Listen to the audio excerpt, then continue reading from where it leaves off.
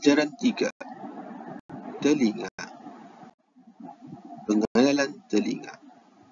Telinga ialah anugerah daripada Allah Ta'ala yang digunakan untuk mendengar.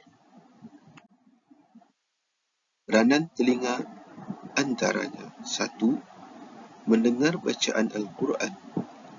2. Mendengar hadis Nabi Muhammad SAW.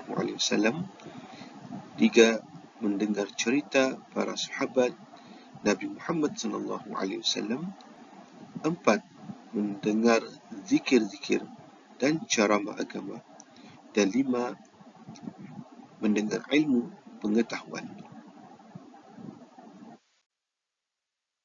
Cara memelihara telinga daripada melakukan maksiat antaranya: yang pertama, dipelihara daripada mendengar segala perkara bid'ah.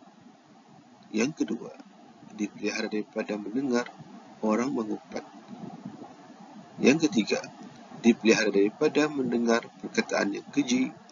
Yang keempat, dipelihara daripada mendengar perkataan batil.